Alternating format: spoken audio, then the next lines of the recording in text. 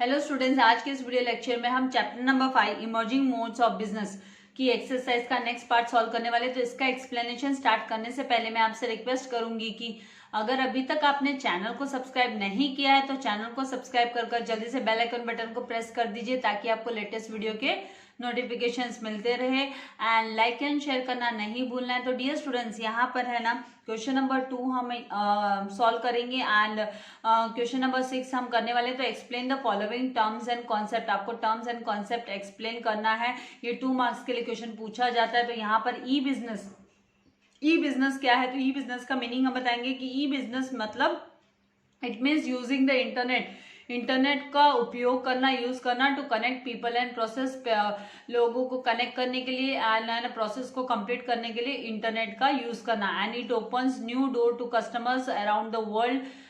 पूरे वर्ल्ड में कस्टमर्स के लिए नए रास्ते खोलता है, ओपन करता है। ई बिजनेस घर बैठे बैठे हम ई बिजनेस कर सकते हैं। E business establishes more closer and responsive relationship with partners के साथ ज्यादा रेस्पॉन्सिव एंड क्लोज रिलेशनशिप्स ये एस्टैब्लिश करता है, सेटअप करता है, मेंटेन रखता है एम्प्लॉयज एंड सप्लायर्स के बीच में भी। And it connects, adapts and integrates IT system. ये आईटी सिस्टम को इंटीग्रेट करता है, एडेप्ट करता है, उसको कनेक्ट करता है। So companies are able to manage their business efficiently, ताकि है ना कंपनीज अपने बिजनेस को एफिशिएंटली मैनेज कर सके। तो यहाँ पर ये जो ई बिजनेस का आपको मीनिंग लिखना होगा कि इसका ये ई बिजनेस मतलब क्या है। तो ये है ना इंटरनेट को यूज कर कनेक्ट करना पीपल एंड प्रोसेस को, ये हुआ using the internet e business. Now through the internet it is possible to invent new and innovative ways. नए एंड इनोवेटिव वेज है ना इंटरनेट के थ्रू पॉसिबल है इन्वेंट करना to add value to existing products and services की और values increase करने के लिए without necessarily spending a lot of money. ज्यादा पैसा खर्च किए बिना ही है ना उसका एक तरीके से न्यू एंड इनोवेटिव वे में उसका प्रोमो कर देना। Now electronic business refers to, electronic business का मतलब refers to the use of web का यूज करना, इंटरनेट इंट्रानेट्स का यूज करना, extra nets or some combination thereof to conduct business और अदर कॉम्बिनेशंस। तो यहाँ पर है ना ई बिजनेस में वेब, इंटरनेट, इंट्रानेट्स, एक्स्ट्रानेट्स वगैरह का यूज होता है। E business is not a technical change, ये कोई टेक्निकल चेंज नहीं है। It is a fundamental change, इसे हम फंडामेंटल चेंज बोलेंगे in the way of business को कैरी आउट करने के लिए अलग तरीका फंडामेंटल वे हो गया which is done added and supported and enabled by technology. खाली इसको जो है ना ई बिजनेस को सपोर्ट, टेक्नोलॉजी का सपोर्ट मिलता है, लेकिन ये कोई टेक्निकल चेंजेस नहीं है। ये नया change in the way of business है, खाली तरीका, बिजनेस करने का तरीका खाली यहाँ पर चेंज हुआ है। नो B2B किसे कहते हैं? तो B2B को हमें एक्सप्लेन करना है, मतलब बिजनेस टू बिजनेस। तो यहाँ पर in this form the buyer and seller are both business entities होते हैं। जो बायर होता है और सेलर होता है दोनों ही बिजनेस मैन होते हैं। And do not involve individual consumers, और वो ये इनमें से कोई भी इंडिविजुअल कंज्यूमर नहीं होता है। Here both the parties involve in e commerce transaction, दोनों भी पार्टी ई कॉमर्स ट्रांजेक्शन में इन्वॉल्व रहती है। बिजनेस फर्म्स एंड हेंस इसीलिए इसका जो नेम है वो भी B2B मतलब business to business. Now transactions between business firms come under this category. business firms interact करते हैं with each other for variety of services, बहुत सारे services utilize करने के लिए interact करते हैं। these include supplying and ancillary parts मतलब छोटे मोटे पार्ट्स, कंपोनेंट्स टू मैन्युफैक्चरर्स को सप्लाई करना, providing value added services like catering के सर्विसेज प्रोवाइड करना and also providing manpower provide करने का काम भी करना। तो B2B is a business and ये है जो बिजनेस टू बिजनेस हुआ, जहां पर है ना बायर एंड सेलर दोनों ही बिजनेस एंटिटीज होते हैं। What is B2C? तो consumer identifies a need, consumers and searches for the product, जब उनको उनकी जरूरत महसूस होने लगती है कंज्यूमर्स को, कस्टमर्स को, तो वो अपने प्रोडक्ट और सर्विसेज को सेटिस्फाई करने के लिए वो सर्च करते हैं। And customers select a vendor and negotiates a price, वो उसको जब है ना सेलर मिल जाता है, वेंडर मिल जाता है, तो वो है ना उसके साथ भाव ताव भी करता है गुड्स एंड सर्विसेज का। And customer receives the product और सर्विसेज, उसको अगर प्रोडक्ट की रिक्वायरमेंट है तो प्रोडक्ट रिसीव करता है वो, या सर्विसेज की रिक्वायरमेंट है तो उसको सर्विसेज मिल जाती है।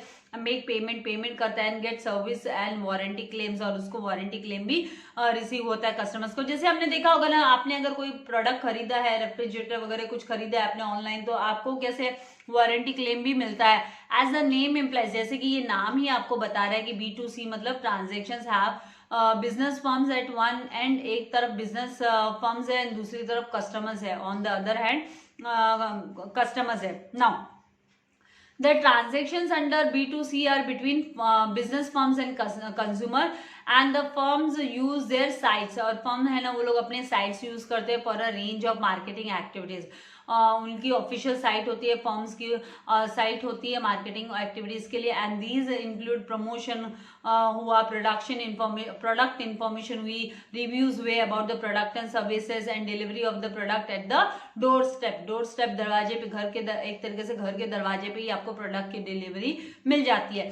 और ऐसा नहीं है कि इससे हम गो थ्रू नहीं हुए, ये B2C हम है ना, जैसे फ्लिपकार्ट हुआ, अमेजोन वाला हुआ, तो ये वेबसाइट्स हम यूज करते हैं, इन वेबसाइट्स को हम है ना प्रोडक्ट्स एंड सर्विसेज को अवेल करने के लिए। Now the cost of product and services is kept low through this method, यहाँ पर है ना जो प्रोडक्ट एंड सर्विसेज की जो कॉस्ट है, प्राइस है, वो भी कम होती है, लो होती है। And the speed of transaction is also faster, और उसका प्राइस तो लो होता है और उसकी स्पीड है ना वो फास्ट होती है, क्विक होती है। जैसे एग्जांपल के तौर पे फ्लिपकार्ट हो गया, अमेजोन हो गया। Now C2C, what is C2C? तो it facilitates the online transaction, ये online transaction of goods and services between two people, दो लोगों के बीच में ऑनलाइन ट्रांजेक्शन को ये फैसिलिटेट करता है, अवेल करता है। Now consumer to consumer, that is C2C, involves electronically facilitated transactions between consumers through some third party।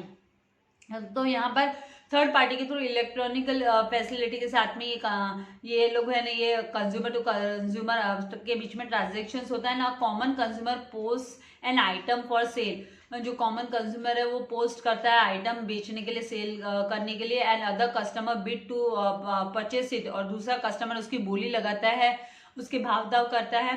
And the sites are only intermediaries, जो साइट वो लोग यूज करते हैं वो खाली इंटरमीडियरीज होते हैं, just to match the consumers को मैच करने के लिए, just to match the consumers. And the internet allows, और इंटरनेट जो है वो अलाउ करता है lot of space for consumer groups to be formed, बहुत सारे स्पेस है हम कंज्यूमर्स के ग्रुप बनने के लिए वो स्पेस अलाउ करता है इंटरनेट।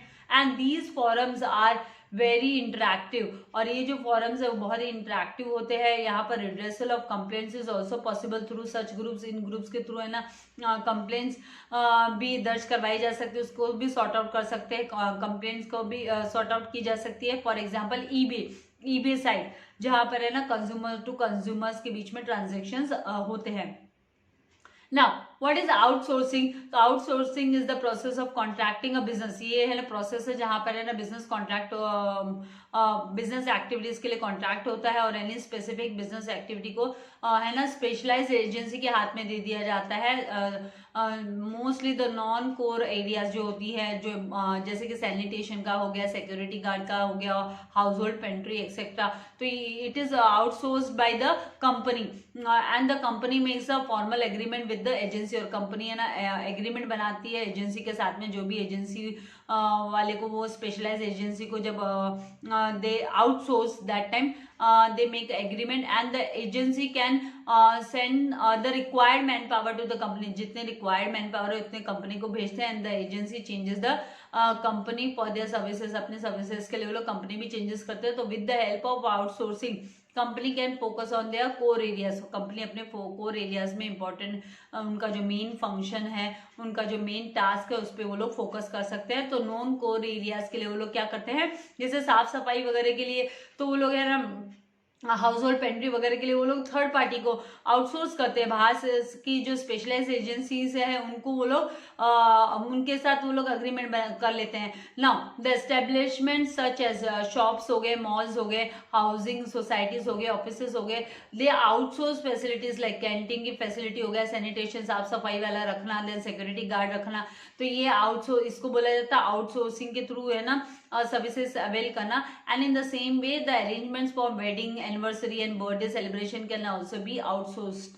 तो यहाँ पे भी है ना जैसे केटरिंग वाले को हम बुलाते हैं कोई फंक्शन पार्टी है तो केटरिंग वाले को कैसे ऑर्डर मिल जाता है, तो outsourcing, this is called as outsourcing. Now BPO, BPO is a subset, ये सबसेट है आउटसोर्सिंग, आउटसोर्सिंग का सबसेट है। And that involves the contracting of operations and responsibilities. इसमें क्या इन्वॉल्व है, तो है ना operations and responsibility specific business process की इन्वॉल्व रहती है to a third party service provider, और इसमें जो सर्विस प्रोवाइडर रहता है वो थर्ड पार्टी रहता है। Now BPO refers to BPO the outsourcing of peripheral activities of the organization to an external organization. External organization को है ना, ये क्यों वो लोग आउटसोर्सिंग करते हैं, ताकि है ना वो जो मिनिमाइज कर सके कॉस्ट, वो सर्विसेज की पर्टिकुलर सर्विसेज की कॉस्ट मिनिमाइज कर सके और है ना एफिशिएंसी इंक्रीज कर सके, इसलिए थर्ड पार्टी को कॉन्ट्रैक्ट दे दिया जाता है। नाउ यह बिजनेस प्रोसेस आउटसोर्सिंग और बीपीओ, जिसे है ना बिजनेस प्रोसेस आउटसोर्सिंग मतलब BPO is a business practice. ये बिजनेस प्रैक्टिस है in which one organization hires, एक ऑर्गेनाइजेशन हायर करती है, भाड़े पे लेती है another company to perform a task, दूसरी कंपनी को है ना प्रोसेस कंप्लीट करने के लिए, टास्क को कंप्लीट करने के लिए, that the hiring organization requires to operate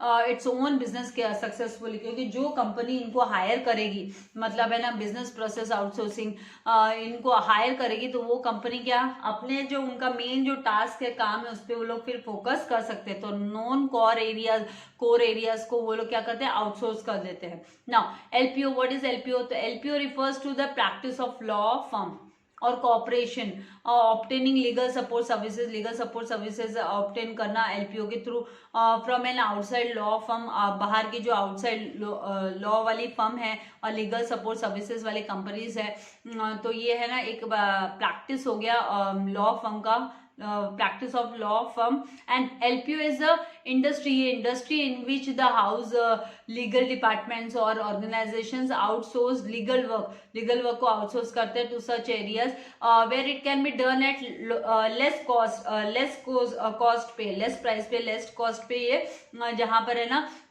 वो लोग अपना काम टास्क कंप्लीट करवा के ले सकते हैं। For example areas like USA और यूरोप में क्या होता है, outsourced legal work to India, outsourced legal work है वो लोग to where it can be performed at significantly decreased cost, तो कम भाव में वहां पर वो लोग काम करते हैं। LPO is high end industry हो गई that has been growing rapidly in the recent years, और अभी ये काफी भारी मात्रा में ये इंक्रीज हो रही है, ये ग्रो हो रही है, ये जो LPO industry that is legal, यहाँ पर legal process outsourced.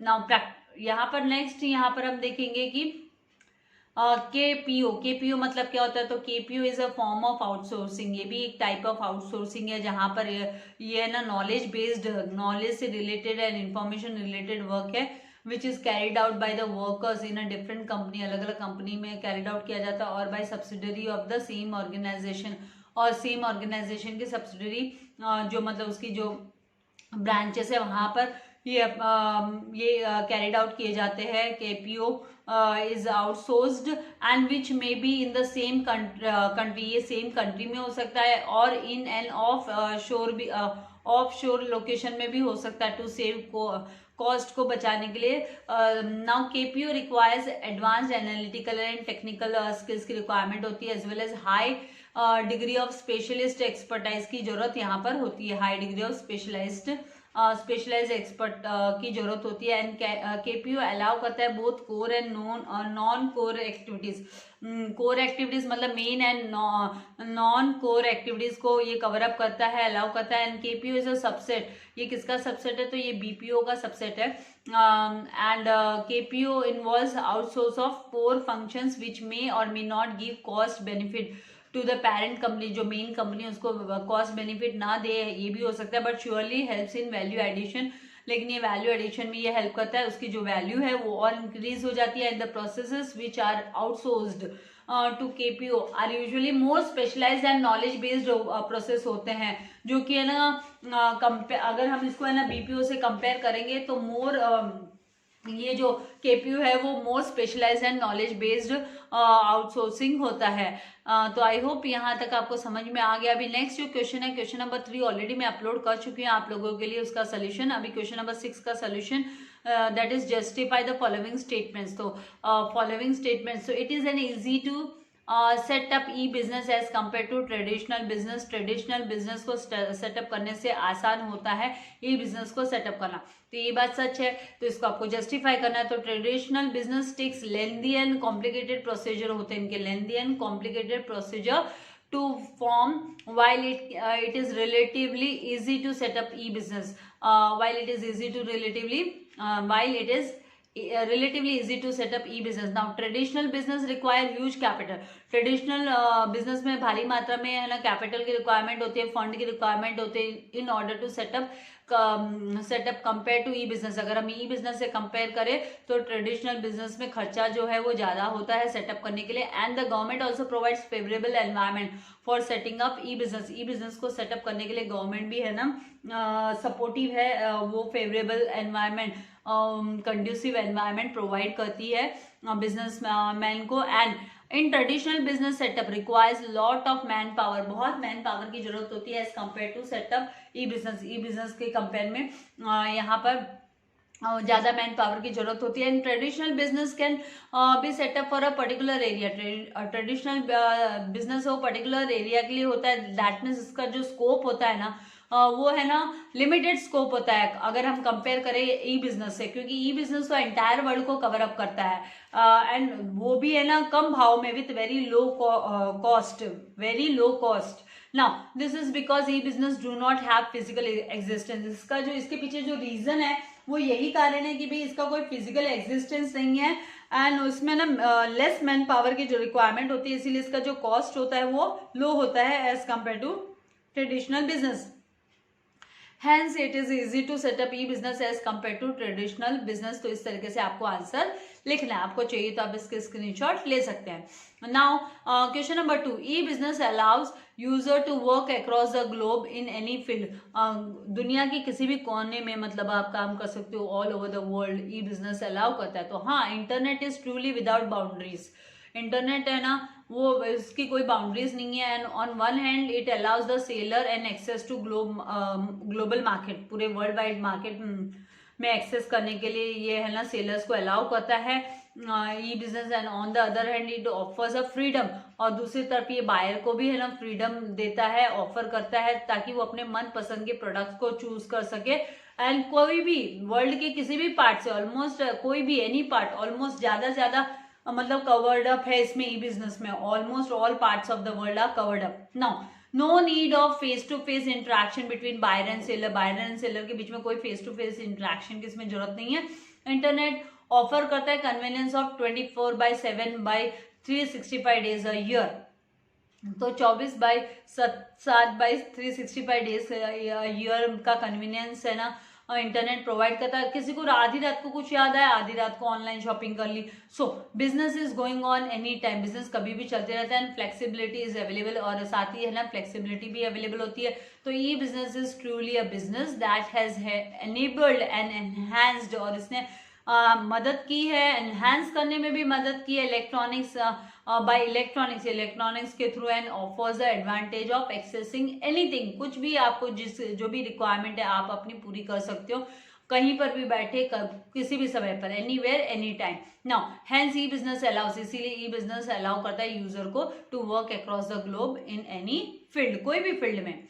Now third question यहाँ पर, online transaction is done with the help of internet. तो online transaction is the process of buying and selling है that takes place through the internet, internet के through होता है। And a consumer purchases a product online, consumer online product purchase करता है and makes the payment through online transaction, and online transaction के through payment करता है।